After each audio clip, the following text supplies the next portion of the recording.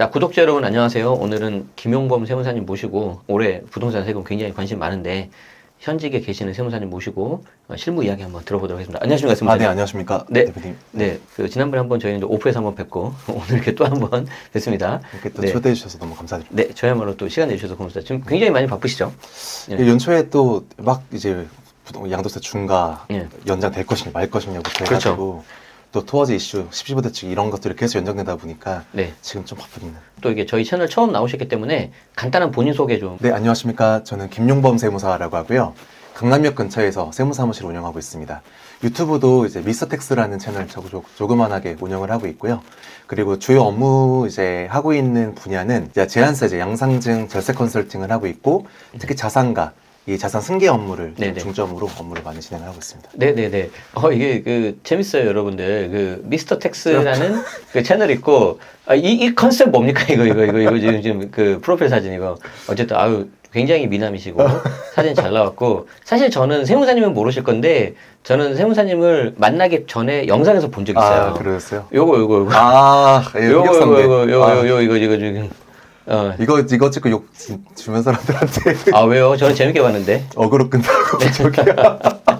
네, 어쨌든 굉장히 좀 기억나네요. 이렇게 다이내믹 하시고 활동적이시고 좋은 내용 많이 있으니까 여러분들 한번 보시고요. 강남역에 사무실이 있고 여기서 가깝죠. 네. 여기서는 멀지 않습니다. 청현. 맞습니다. 네, 청현 세무회계 컨설팅이니까 필요하신 분들은 한번 활용해 보시는 것도 좋을 것 같습니다. 제가 항상 여러분들 말씀드리잖아요. 계약서 쓰기 전에 세무사님 상담 받아라. 그게 정말 큰 돈을 버는 겁니다. 네, 그래서 이제 오늘 좀 여러 가지 이야기 나눠볼 건데 일단 큰 틀에서 2026년 네. 새해가 됐습니다. 뭐 여러 가지가 있고 얼마 전에는 시행령 개정 사항도 나왔는데 네. 세무사님 보시기에 올해 개정세법 중에서 이거 놓치면 안 된다. 특히 우리 그 부동산 좀 투자나 자산 관리 하시는 분들 입장에서 네. 어떤 거 봐야 되는지 좀 몇 가지 짚어주시죠. 네. 그 부동산세법 관련해서는 첫 번째 가장 큰 이슈는 메가 네. 트렌드라고 하겠죠. 네. 양도세 이슈. 양도세. 네, 어떤 겁니까? 다주택자 양도세 중과가 네. 이제 항상 1년씩 유예되고 있다가 네. 이제 올해 5월 9일을 마지막으로 네. 이몰될 가능성이 이제 아주 높아졌기 때문에 네네. 그게 일단 가장 핵심 키워드라고 저는 보고 있고요. 두 번째 포인트는 아무래도 또 취득세죠. 네. 특히 취득세는 그냥 내가 집 살 때 그냥 말하는 취득세를 말하는 거냐는 아니고 가족 간 증여, 요즘엔 저가 매매도 많이 하지 않습니까? 그렇죠. 그 저가 매매할 때 관련된 취득세 이슈가 이번에 개정이 올해부터 됐잖아요. 네. 그래서 이제 다주택자 이제 뭐 부모님 다주택자인 경우에 또 조정 대상 지역에 있는 맞아요. 물건을 30% 이상 저가 매매하게 되면 네. 이 전체 거래를 유상이 아니라 증여로 네. 이제 추정하게 되는, 그렇게 바뀌어서 세율 자체가 부과하게 되는 네. 그런 폭탄 같은 또 법이 바뀌게 된 부분이 거의 있어서. 한 4배 되지 않습니까? 그래서 원래 3% 적용되고 있다가 네. 그게 12% 적용되고 이러다 보니까 네. 그것도 지금 실무에서는 엄청난 혼란이 지금 가정되고 있는 그리고 이제 상황이죠. 이따 또 저희 영상에서 말씀드리겠지만 그러면 네. 그 저가양수도 기준 어디까지 할 거냐. 네. 이제 그건 저희가 좀 뒤에 말씀드리도록 하겠습니다. 맨날 적으면 네. 짱구 머리 굴리고 있는 부분인데 예. 연구에 연구를 거듭하시는 네, 분입니다. 네, 또 그리고 이제 이게 두 번째였고요. 세 번째 또 있습니까? 이 세 번째는 이제 세법 관련된 변화는 아니고 네네. 이제 어떤 실무적인 쟁점이긴 한데요. 네. 요즘에 이제 옛날에는 공시가격으로 증여하면 상속증여 네. 받을 때 뭐 꼬마상가 같은 경우는 시가는 이만큼 높지만 막 100억, 200억 하지만 네. 꼬마상가 2, 30억으로 증여했을 때에는 네. 표준주가 인정됐었잖아요. 네. 근데 그게 이제 19년도에 상선서 개정되면서 이제 시행령 개정되면서 이제는 직권감정평가 할 수 있게 됐고, 여태까지 매년 국세청이 이제 감정평가 사업에 대한 예산을 계속 확대해 왔었거든요. 네. 근데 그게 올해는 전년 대비에 비해서 그 감정평가 사업에 대한 예산이 30%가 삭감이 돼 버려서 네. 공시가격에 대한 저희처럼 이제 상속증여 부동산 그 업무를 많이 다루시는 분들한테는 이게 약간은 좀 호재로 작용되는 부분은 있어서 어찌 보면은 이제 증여할 때 조금은 더 이제 그런 여유가 생긴 부분들이 있는 부분이 있는 것 같아서 이 쟁점도 제가 조금 이따가 다시 한번 설명드릴 수 있을 특히 것 같습니다. 올해 부동산 증여하실 분들은 좀 잘 들으시면 좋겠네요. 그쵸. 약간 네. 조금 말랑말랑하게 좀 할 수 있는 여지가 좀 있을 수 있어서. 네. 네. 특히 그런데 아까도 이제 우리가 이제 세 가지를 말씀 주셨는데 이 중에 가장 제가 봤을 때 핵심은 양도세 중과 같아요. 양도세 중과. 그쵸. 자, 그런데 이제 아까 뭐 일몰제도 말씀해 주셨는데 또 우리 처음 들으신 분들은 좀 모를 수가 있단 말이에요. 네. 그래서 여기에 대한 설명과 함께 결론적으로 양도세 중과 시행되는 겁니까 이제? 결론적으로 제 개인 의견으로는 거의 확실시 된다고 생각합니다. 뭐 약간 일말의 희망도 없습니까? 지금 다주택자 중과를 유예해준다라고 하는 거는 지금 소득세법 시행령에 규정돼 있거든요. 네네. 근데 시행령이 이제 1년에 한 번씩 계속 연장되고 있었기 때문에 네. 원래 매년 연말 또는 연초에 네. 이 후속 시행령 개정안 같은 보도자료가 기재부에서 나와서 다음 연도 26년도에 대한 이제 그런 부분들을 설명을 해주는 개정안의 보도자료가 나오는데 올해도 1월 16일 날 나왔죠. 네네네. 나왔는데 그게 만약에 1년씩 연장해주고 있는 거기 때문에 또 1년 연장해줄 거면 여기 유예된다라고 표현이 나와야 되는데 내용이 있어야 돼요. 근데 네. 아예 다 빠져 있어요. 네. 그러니까 다 빠져 있으니까 이제 사실 이제 뭐 워낙 이제 세무사님 이쪽 관련된 전문가이시니까 전문가 입장에서 봤을 때는 아 이제 끝났구나라고 생각할 텐데 이제 저희 같은 일반 사람들은 이제 법률에 대해서 잘 모르고 이제 그러다 보니까 혹시 이렇게 막 희망한단 말이에요. 근데 정부에서는 나름대로 제 생각에는 연말부터 이런 명확한 소스라고 해야 하나? 그러니까 명확한 약간 이런 걸 이렇게 던지고 있었어요. 네네. 또 연초에 그것도 있었잖아요. 뭐 중장기 네네. 뭐 경제 방향에 대한 보도자료 네. 이런 것도 맞아요. 있었었는데 그때도 이거에 대한 언급 아예 없이 지나갔고 그렇죠.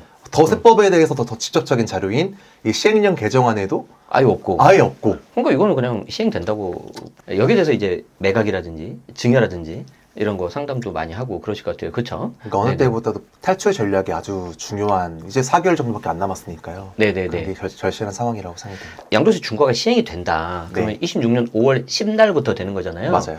이때 다주택자들이 가장 조심해야 되는 건 뭐예요? 그러면? 그러니까 조금 전에도 잠깐 말씀드렸지만 일단 네. 첫 번째로 중과세율이 아니에요. 네네. 저는 장기보유 특별공제 배제된다는 게 더 크다고 생각해요. 맞아요. 원래 네. 30%까지 공제가 됐기 때문에 네. 가령 뭐 양도 차익이 10억이에요. 네. 그러니까 뭐 10억을 주고 사서 20억을 팔았어.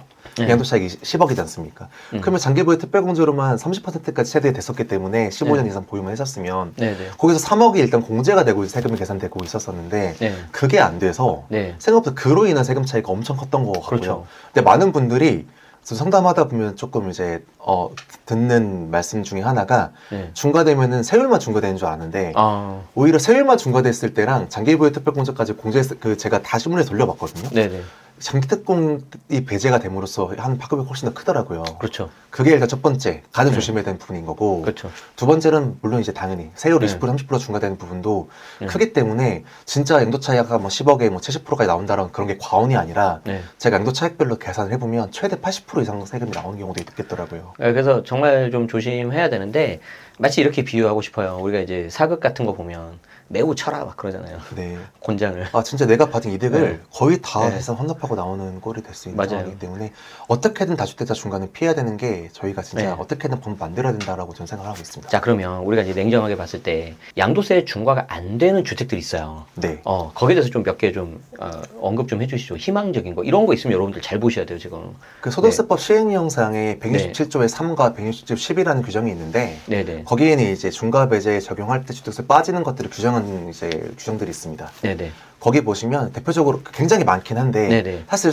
대부분의 것들은 되게 막 엄격한 거의 네네. 적용 가능성이 없는 것들도 많긴 합니다. 네네. 많긴 한데 반대로 또 이 정도는 충분히 상당 부분들이 또 적용될 수 있는 부분들도 존재하는 것 네네. 같아서 그걸 몇 가지 설명드리려고 하는데요. 네네. 일단 첫 번째로는 이제 이거는 이제 많은 분들이 아시겠지만 네. 이 민대법상 네. 주택임대사업자가 갖고 있는 네. 그 주택임대 등록한 그 네. 아파트나 주택 같은 경우는 빠지긴 합니다. 네, 물론 이제 관련된 요건을 다 준수하셔야 됩니다. 맞습니다. 네. 임대요건, 가입요건 충족하긴 해야 되고 네. 요즘엔 그리고 그게 거의 문재인 정권 때부터 등록을 많이 했기 때문에 네. 18년대, 17년대 등록한 것들은 네. 이제 8년 임대 경우에서 끝나긴 해요. 맞아요. 근데 끝나더라도 이제 그 이후 그 기간 제한은 없어요. 언제 팔더라도 중과 배제가 가능하다. 맞습니다. 자진 말소한 거 아니면 네. 상관없습니다. 그렇죠. 그래서 자동 말소해라 가급적. 맞습니다. 네. 그거 하나 있고 네. 그 다음에 이제 내가 갖고 그러니까 제가 만약에 3주택자예요. 네네. 3주택 이거 제가 저번 주에 상담했던 사례 중 하나인데 네네. 3주택자인데 서울에 있는 아파트를 지금 매각하려고 한 상황인데 네네. 중과 상담 받으신 분 계셨거든요. 네네. 3주택자니까 이제 5월 9일 이후면 사실 지금 당장 계약하기도 어렵잖아요. 왜냐하면 네네. 10시부 대책 이후에 토거세 때문에 그럼요. 지금은 토지거래 그러니까 예서 매수자가 지금 실종된 상황이라서 계약 자체가 당장 되기도 어렵고 그렇죠. 그리고 계약이랑 잔금까지부터 3, 4개월은 우습게 넘어가는 경우 있는데 네.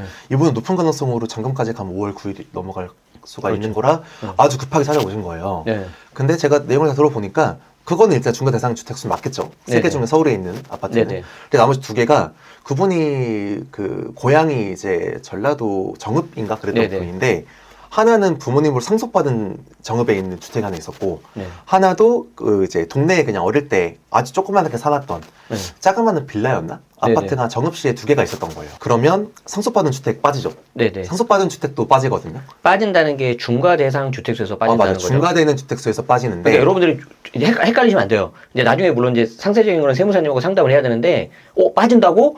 빠진다는 것만 들려요. 근데 예. 중과 대상에서 빠지는 건 맞는데요. 또 맞아요. 상속 주택은 네. 비과세 판단할 때도 빠지긴 합니다. 그래요. 그러니까 여러분들이 잘 들어야 돼요. 근데 이게 되는 게 또 안 되는 게 있어요. 맞아요. 안 되는 것도 네, 있어요. 또 상속 네. 주택은 화생이 되는데 맞아요. 그러니까 오히려 비과세 판단할 때 영혼이 빠지는 건 맞는데 중과 대상에서 빠지려면 상속받은 날로부터 5년 내에 얘를 팔아야 되거든요. 맞아요. 근데 그 주택은 또 네. 상속받은 지 오래된 거예요. 네, 네, 그러니까 5년 지나면 안 빠지거든요, 원칙은. 네, 네. 그 중과 판단할 때 주택수에서. 근데 다행히도 그거를 다 자기가 갖고 있는 게 아니라 네, 네. 그 소수지분권자를 갖고 있었던 네, 네, 거예요. 네, 네. 또 소수지분권자, 그러니까 50% 이상 안 갖고 있는 자기랑 맞아요. 형제 2명, 총 3명은 상속을 받았는데 본인 지분율이 30%일 수 있는 거잖아요. 네, 네. 나머지 두 분들이 높을 수 있는 거죠. 뭐 443이라고 한다면 네, 네. 제 소수지분자 같은 경우는 사실 기한 제한 없이 중과 배제에서 빠지거든요. 네, 네, 그분은 네. 그런 케이스가 있었고, 그러니까 네. 상속주택은 두 가지로 케이스를 나눠야 되겠죠. 그렇죠. 어쨌든 상속주택이 있으면 찾아가서 상담을 받는 그렇게 생각해, 그냥 차라리. 다 외우려고 하지 말고.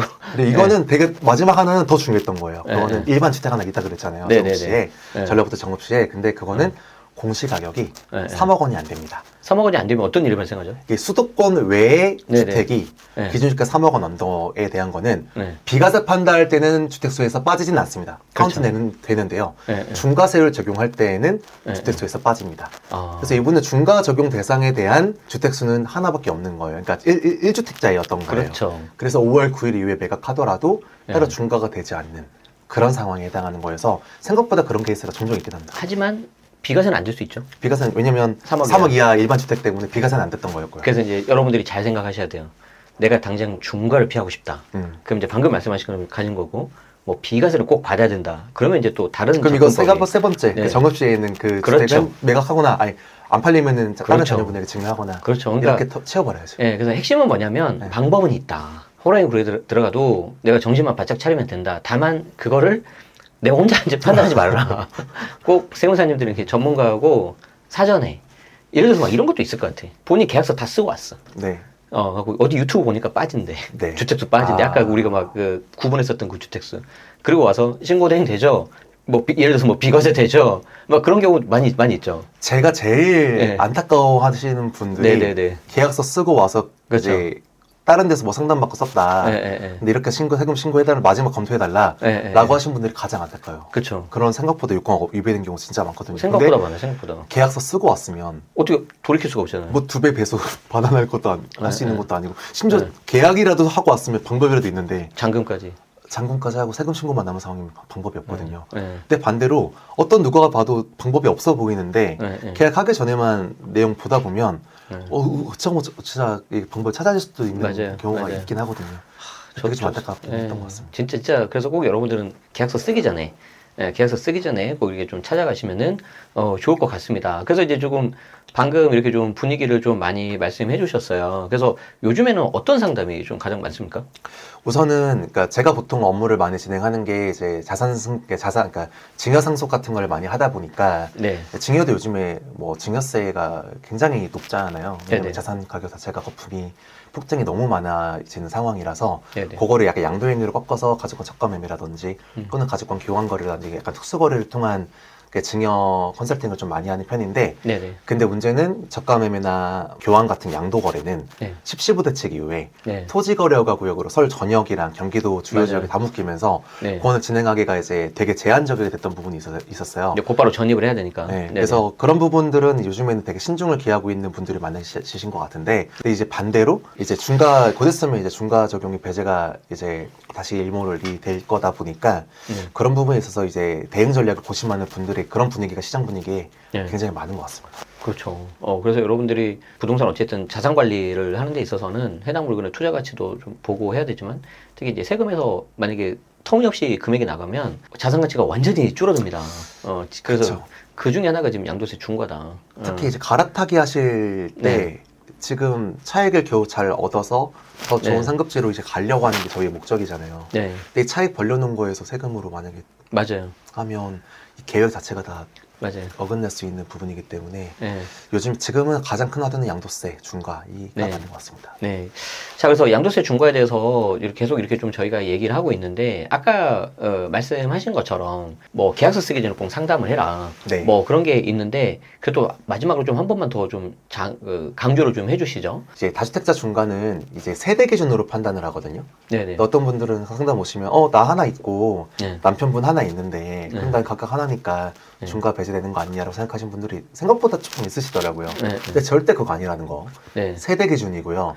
그리고 배우자님은 심지어 따로 사는 경우라 하더라도 네. 그러니까 등초분상 분리되어 있고 실제로 같이 따로 살고 있다 하더라도 네. 근데 이제 상담하다 보면 약간 좀 저기 한 말이지만 어떤 분들은 별거 하시는 분들이 계시긴 하거든요. 네. 근데 법률상 배우자로 묶여 있는 순간 네. 따로 살든 말든 세대가 분리되어 있든 말든 무조건 같은 세대로 봐요. 그쵸. 그렇기 때문에 이 가족 전체를 기반으로 주택수를 판단해야 된다는 점 이건 네. 꼭 말씀드리고 싶었고요. 네네. 이건 유의하셔야 될 것 같고 그 다음에 근데 이제 다주택자라고 하더라도 무조건 중과세를 적용하는 것은 아닙니다. 네네. 그러니까 아까도 대표님께서 말씀 몇 가지 하셨지만 빠져나갈 수 있는 방법은 제가 고민하다 보니까 충분히 있는 것 같긴 하더라고요. 여전히. 네네. 뭐 예를 들어서 앞서 말씀드렸던 그 소득세법 시행령 규정들을 활용해서 중과 적용을 배제하는 방법도 있을 수 있겠고요. 네. 그리고 하다못해 제가 뭐 주택수가 총 뭐 이 두 개를 갖고 있다고 치면 네. 뭐 이 중 하나가 이거는 절대 빠져나갈 수 없는 방법이 다 대상이 아니에요. 네. 근데 이게 생각보다 사이즈가 그렇게 크지가 않아요. 네. 팔 거는 이제 양도주택은 이건데 네. 네. 갖고 있는 것 때문에 이것까지 피해본 상황에서는 네. 네. 뭐 다른 주택 때문에 그런 경우에는 그 주택을 합리적인 방향으로 이 주택 매각 전에 먼저 매각 순서를 바꾼다든지 네. 네. 왜냐면 이건 양도차익이 별로 없으면은 팔았을 때 또는 네. 뭐 서울 경기도권이 아닌 지역이라면 경기도라도 토어제로 묶인 지역 아니면 매매할 때는 조금 네. 그런 규제 제한은 크게는 아닌 상황인 거지 않습니까? 네. 먼저 매각을 해버린다든지 네. 매각하기도 어렵다, 기간제이 너무 촉박하다 네. 이런 자녀에게 그냥 그렇죠. 좋은 조건으로 증여하거나 저가 매매하거나 이런 방식으로 여러 가지 방법들을 활용해서 이거를 치워버릴 수 있는 방법들이 있거든요. 또는 이건 조금 더 극단적인 케이스긴 하지만 그리고 세무적인 좀 리스크가 있는 부분이라 네. 정밀 검토가 필요하지만 제가 하필 하나 더 갖고 있던 주택이 만약에 네. 일반 주택이에요. 그러니까 아파트 빌라가 아니라 네. 일반 주택이나 상가주택처럼 네. 그런 경우라면 중과 적용이나 비과세 판단할 때 소득세법상으로는 네. 주택은 이제 건물과 토지가 있잖아요. 네. 이 건물 소유자를 기준으로 주택수를 판단하기 때문에 이 건물만 넘길 수도 있는 방법들도 고민해 볼 수 있거든요. 권하진 않지만. 건물만. 예, 예, 예. 왜냐면 안분을 했을 때는 건물 가격은 사실 대부분 토지 가격이지 네. 건물 가격 얼마 안 되는 거지 않습니까? 네. 이것만 넘기는 식으로도 할 수 있는데 이거는 이제 좀 세밀하게. 조세피나 뭐 실제가세 같은 것도 연계가 돼 있기 때문에 네. 디테일하게 봐야 되겠지만 제가 드리고 싶은 말씀의 골자는 어떤 방법들을 계속 강구하다 보면 네. 아예 고민을 하지 않은 것보다 방법이 나을 수가 있다. 아까 그 건물 같은 경우에 아예 멸실 철거해버리면 어때요? 근데 농가 주택이나 폐가 같은 건 철거할 수 있는데 네. 사람이 살고 있는 건 그렇죠. 이제 또 그런 케이스도 검토를 해봐야 그러니까 되겠죠. 이제 그런 식의 이제 가능성이 있을 수도 있고. 맞습니다. 그리고 아까 첫 부분에 말씀하신 거는 오히려 차라리 양도책이 큰 걸 살리기 위해서 대를 위해서 소를 희생해라. 양도책이 작은 걸 먼저 팔아서 그냥 중과 맞아라. 지금 네. 그거잖아요. 저는 매도 순서를 바꾸는 그렇죠. 것도 아주 저의 의사결정 포인트 중 하나를 꼭 가져가야 된다고 생각합니다. 맞아요. 지금 처분 그 매각 순서 진짜 중요하고요. 중과 맞아 보셨어요? 양도세 중과? 제가요? 네. 저는 네. 아직 소시민이기 때문에 왜? 다주택자인 적이 없어서. 그래요? 아쉽습니다. 저는 맞아봤어요. 장렬하게. 네. 뭐 장렬하게 맞고 생각보다 엄청 나오잖아요, 네. 진짜. 말이 그렇지 진짜 고지서에 억 단위가 찍히잖아요. 돈이 없습니다. 통장에 돈이 남아나질 않아요. 어쨌든 그러는데 그거는 이제 여러분들이 좀 잘 고민하셔서 한번 좀 보셔야 될 것 같습니다.